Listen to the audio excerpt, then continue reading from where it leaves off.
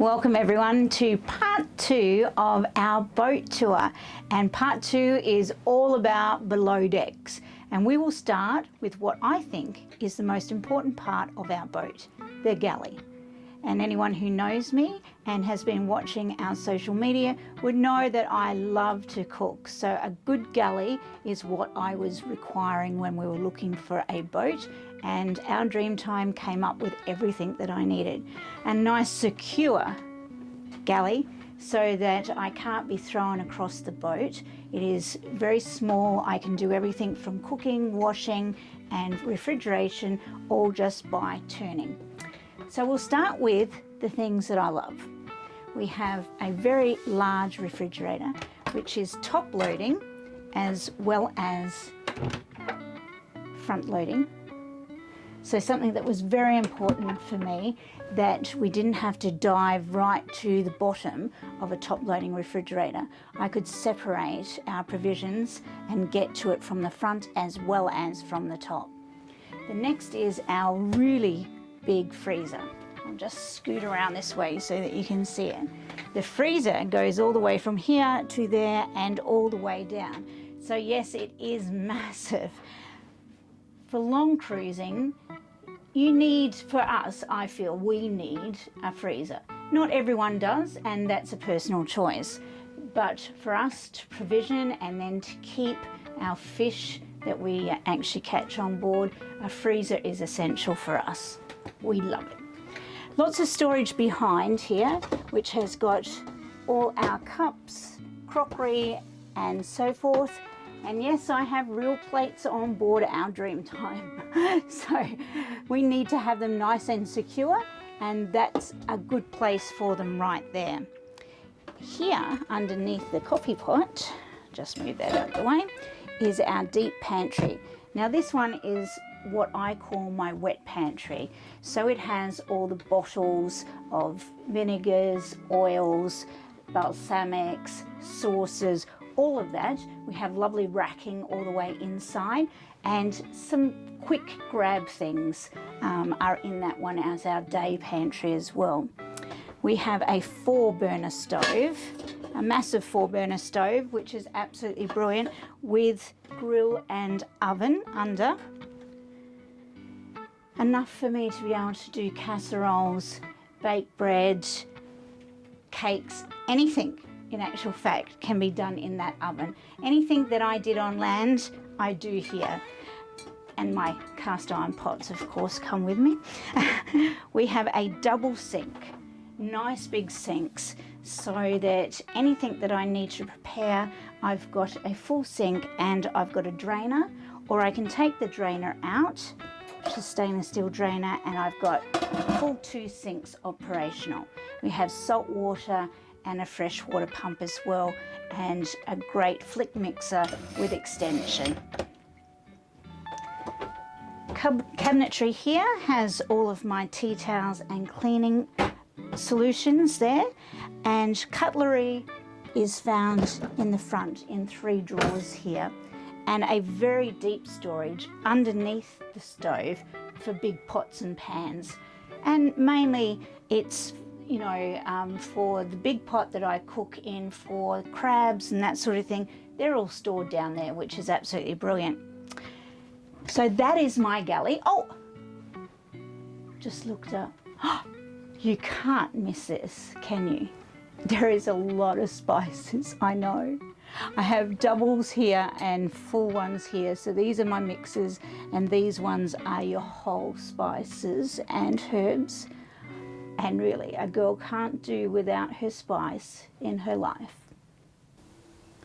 We have recently done some decorator upgrades to our galley. She's 40 years old this coming week, and there have been some birthday presents we've given her. And one of them is just some refurb of the galley. The countertops have been done with a paint, which has given us this granite look. And the tile background is actually stick-on luxury. These tiles Even though they look and feel like tiles, they're actually stuck on with an almighty glue. And we absolutely love them. We think that they look fabulous and it hasn't added any more weight to our Dreamtime. I have this wonderful knife block. It's magnetic.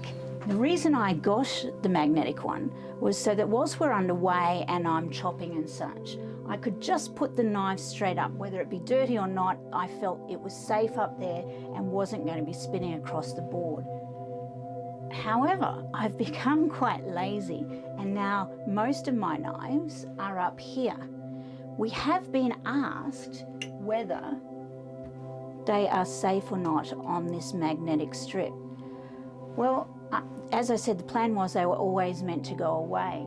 In our knockdown, they were all there and not one of them moved. So they are pretty well secure on there. Each to their own, I suppose, on how they'd like them to be. Very important part of a good liveaboard boat is storage. The Galley has reasonable storage, but on long hauls you actually do need lots of storage for dry goods so that you continue to sail without needing to go ashore. Behind our settee here we have full storage all the way to the actual hull.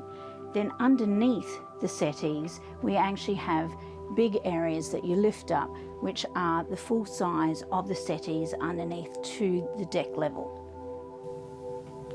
Continuing with storage, underneath this long couch we actually have all of our engine parts and maintenance materials. So there are 3 areas here that we continue with all of those necessities to keep our Dreamtime going. So from filters, belts, engine oil, all of that stuff, paint even, sandpaper, everything is all under here. It's not only a great storage area, but it also serves as a couch to have a good afternoon nap, or with our lee cloth up is our sea berth. Storage is very important. Again, behind these cushions all the way back to the hull is storage. Sure, it's not the easiest to get to, but they're the things that you put away that you then bring out once a month when you do your check of what you need. So behind here is pasta and all those dry goods, canned goods, and further up we have the yummy chippy things and bits and pieces, but they're the things that we get out only once a month and replenish the pantry. Behind here is what all boats should have, is a cocktail cabinet. We do love having cocktails and sundowners on board our Dreamtime, and this is mighty handy to have. We have a number of bookcases, this being one across the other side and one behind the table. Ted Brewer was great with the design of this boat, and he really was thinking of the cruising couple. Look how our 5-seater table just folds away and leaves us with a spacious salon. But another essential thing, of course, is the television. And our television is locked away behind this cabinet on a pivottelli, and it can come right out so that we can enjoy sitting over on the couches watching all our lovely YouTubes. You'll also notice that we have a number of net hammocks. These net hammocks are used for our fruit and vegetable. It stops them from being bruised, helps it to ripen evenly, and they don't roll around the cabin. Under the sole of our Dreamtime, we have 2 very large water tanks and enough room for our wine supply. This, of course, keeps the weight low and everything nice and cool and secure. One of the new features on our Dreamtime is our pantry. We have converted one of our hanging lockers, which really just had stuff shoved in it, to a really useful pantry. We've added shelving so that all of the product can be standing on shelves, labelled up, so I can actually now just reach in and grab the product that I actually need and zip back to the galley without having to pull all of the cushions and the settees apart just to find what I'm looking for. The difference you might see with our boat, Our Dreamtime, and other boats is that she's a liveaboard. And a liveaboard means that you have all your possessions with you. So it also means that you personalise your boat. So we have paintings, of course, hanging on the walls, and photos of Our Dreamtime. We have personal gifts that were given to us, like this plaque that our son did for us. We have knickknacks, ones that don't fly around the cabin, like our starfish here and shells that we've collected along the beach. But she's our home. She's not something that we just have for the weekend. So you will find our photo albums here. You will find, our good glassware here, our crystalware, because it is our home. And she is very homely with our personal touches, including family photos. And this one here is of Rob's dad, and he always comes with us. He passed away quite a number of years ago. Let's have a look forward at our V-berth now. We're showing it to you naked first off, because we just wanted to point out some of the features. Plenty of storage lockers across the top on both sides. Underneath that, we've actually got our forward water tank, plus there's a little bit of room for storage there. Normally there's just a ply cover there, but what we've been able to do is make that's where our cockpit table sits. So fits in very nicely, acts as the tank cover, and when we want it we just lift the mattresses, take it out, and we've got our cockpit table for sundowners, dinner, whatever. We've also got good storage either side, and here we've got access under the bunk. Guess what? Spare parts. You can never have too many of those on any boat. So the storage is quite good. Clever little thing that's going on right here. We've got a full length locker, great for hanging gear, etc. But this door, when we swing it closed, doubles as the cabin door.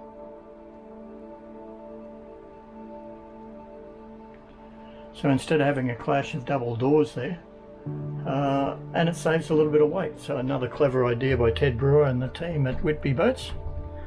And it continues, because I look over here, yes, we have another door. Open it up. Here's our forward head. It's a shower overhead arrangement. Good size, plenty of ventilation, and not only that, we have another door out into the salon. Now it's set up as a standard V-berth where it can be used as two singles, but they seem to have thought of everything, because up here this insert just clips down off the roof. And hey presto, if you join us as a double, you get this set up. But wait, there's more. Since we filmed the boat tour, we've been pretty busy in the redecorating department. Have a look what the forward cabin looks like now. And here we have the nav station. Well, on most boats it's normally fairly exclusively a nav station, but in our case it's also my edit suite. Let's talk about the boat stuff first. Pretty simple. We've got all our nav light controls here, our VHF radio, all important CD player and entertainment centre, our B&G plotter, which is Wi-Fi to our iPad up at the binnacle. This computer monitor here, it's for a desktop computer that's actually underneath the nav seat, and it's loaded with CMAPs and Maxi. And with the CMAPs, it's every CMAP chart of the globe. Our Raytheon radar, pretty old, almost steam driven, but she works, no problem there. And as I say, I do all my editing here at the nav station. Can bring up all the information from the Navionics charts on the iPad, etc. Oh, surprise, surprise. External hard drives everywhere. Over in the corner, we've got our HF radio.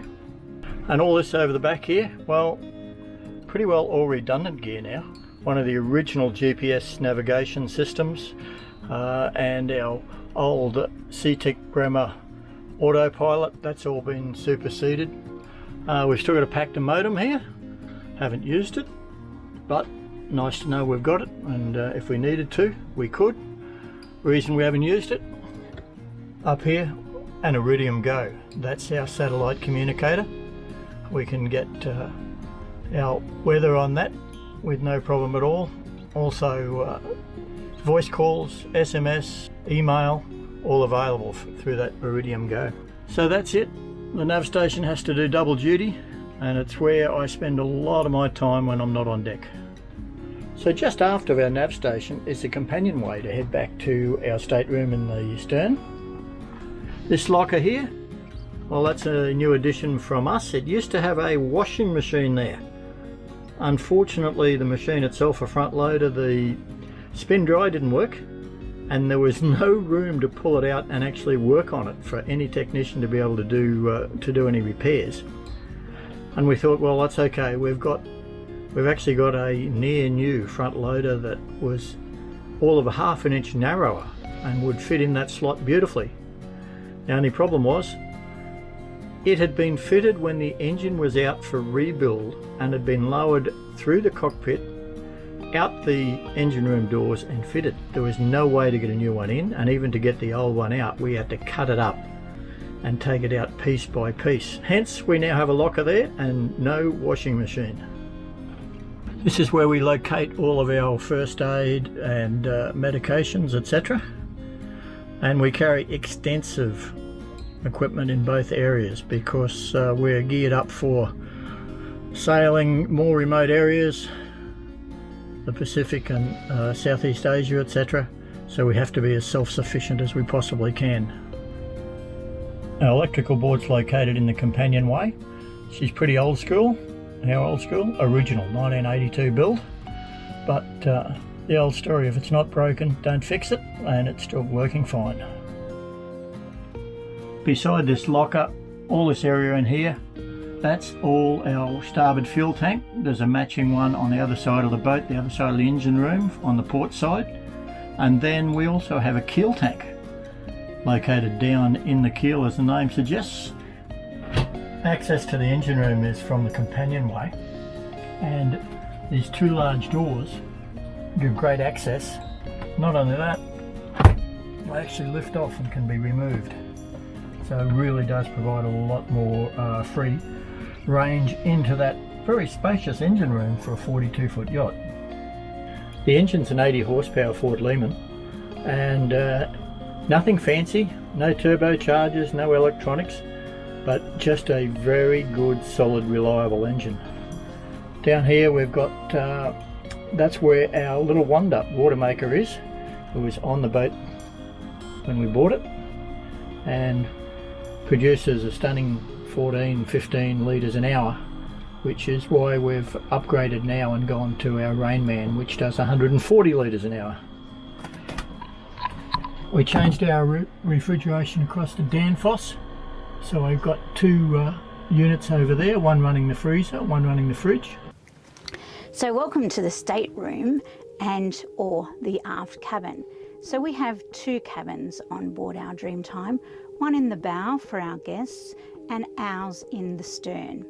We have a beautiful large bed that is king size on Rob's side and queen size on my side. So guess who sleeps on the inner side? Definitely me. We have awesome storage though in here. Both sides of the boat have deep lockers, and behind the bunk we also have lockers which are underneath the lazarettes from the stern. We have two hanging lockers as well with storage behind that, so it's very convenient with changing seasons to be able to have winter gear at the back and then bring it forward when you actually need it. We have access directly from the salon into our cabin via a hallway, but we also have this companionway which goes up to the cockpit. We hardly use it as a companionway to the cockpit, but we do use it as storage. The redecorating that I've done in here is that we have taken away the eggshell cream, which was the original colour, and we've painted it all white, which gives us that nice crisp look. We've added the stick-on tiles, once again, the stick-on luxury tiles, gives us that nice navy blue highlight, which matches our Dreamtime well with her hull. And we've kept the timber. One of the things that we love about our Dreamtime is the traditional timber. So we didn't want to lose that in the heads. So all the way around each of the locker doors and the main handrails are still timber, including the grate that is our shower. And that's our Dreamtime, bow to stern, top to bottom. We hope you've enjoyed having a look at the elegant 40-year-old lady we call home, and join us on future episodes as we sail her to new adventures. In the meantime, we would like to say a huge thank you to our virtual crew members who sail along with us on our Dreamtime through Patreon. Knowing you think enough of what we do to sign on gives us a massive boost. Your support has encouraged and helped us to invest in a whole bunch of new equipment to improve our shows. If you'd like to find out how you could join the Dreamtime crew too and get special access and other benefits, click across to our Patreon page through the link in the episode description below. If you haven't subscribed to our channel yet, please click that button. It really helps us, and it's totally free. If you'd like to be notified when new episodes are published, hit that bell button as well. Thanks for watching, and we'll look forward to you joining us on the next episode of Dreamtime Sail.